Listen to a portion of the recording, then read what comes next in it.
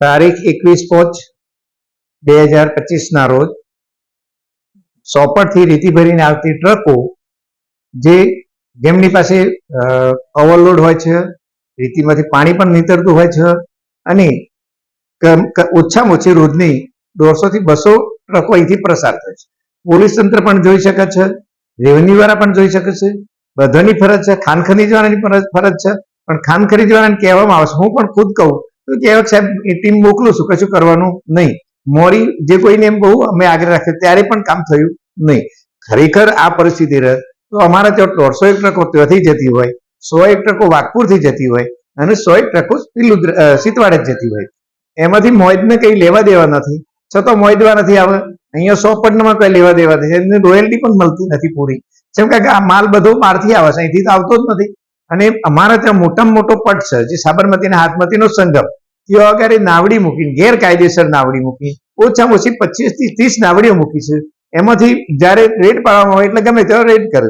અને એમાંથી જેમ દાહોદ ને બીજા બધા જે પરિસ્થિતિ ઊભી થઈ કે ભાઈ એની ગાડી પર સીપ ગોઠવવામાં આવે અથવા એમના માણસો મૂકેલા હોય એટલે પહેલી જ ખબર પડી જાય કે ભાઈ આ ખનીજ વાળા આવવાના છે, એટલે તકલીફ મોટી થઈ જાય. એટલે પકડાય જ નહીં કોઈ, પકડે ને એટલે મેં ક્યાંય રેડ પાડી છે તો રેડ 2 ટ્રેક્ટરો પકડે તો 1 ટ્રક પકડે અને મેં રેડ પૂરી કરી દીધી. માત્ર ખરેખર જેટલી નાવડીઓ મૂકેલી છે તો લાકરોડાથી મોડી અને પેલું સંગપુર સુધી જે મૂકેલી છે એમાં મૂળ મુશ્કેલી જુદી છે કે અડધો મહેસાણાનો ભાગ આવે, અડધો ગાંધીનગરનો ભાગ આવે અને બીજો સાબરકાંઠાનો આવે. એટલે સાબરકાંઠામાં ક્યાં આવે કે તો મહેસાણામાં છે, મહેસાણા વાળું ક્યાં તો ગાંધીનગરમાં છે, એટલે કોઈ પકડાતા નથી. પણ ખરેખર નદીનો જે રસ્તો છે એમાં મોટો રેતીનો જથ્થો તો આજે લગભગ 75% ચોરી થઈ ગઈ છે. રોજ પાણી ભરીને રસ્તાઓ પણ તોડી નાખે છે. તો મોડી પણ અમારા વાઘપુરમાં પણ પરિસ્થિતિ ખરાબ હતી. આજે પિલુદ્રાનો રસ્તો પણ નહીં રહ્યો. આજુબાજુની ખેતીને પણ મોટું નુકસાન છે. એટલે ખેતીનું જે નુકસાન પ્રદૂષણ બોર્ડ વાળા પણ તપાસ નથી કરતા, એટલા માટે કે એમને કોઈ પડી નથી. બધાને જે હપ્તા મળે છે આરટીઓ વાળા પણ તપાસ નથી કરતા. એનો બધાની ફરજ છે અને કલેક્ટરની તો ખાસ ફરજ છે. એમાં રેવન્યુ વાળાની તો મામલતદારની પણ જવાબદારી છે.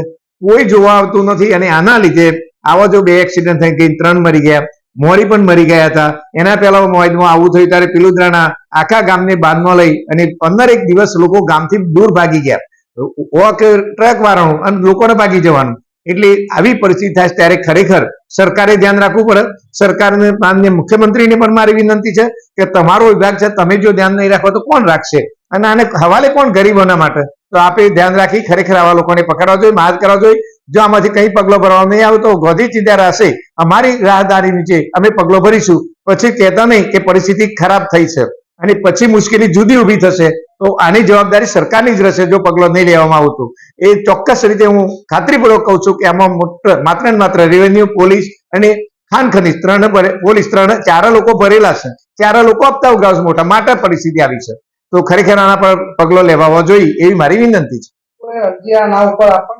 હા, હું લેખિત અરજી પણ આપવાનો છું, સીએમ ને પણ આપવાનો છું, ખાન ખનીજના સેક્રેટરીને પણ આપવાનો છું, ખાન ખનીજ નિયામકને પણ આપવાનો છું, કલેક્ટરને પણ આપવાનો છું અને ખાન ખનીજ વિભાગ સાબરકાંઠાને પણ આપવાનો છું.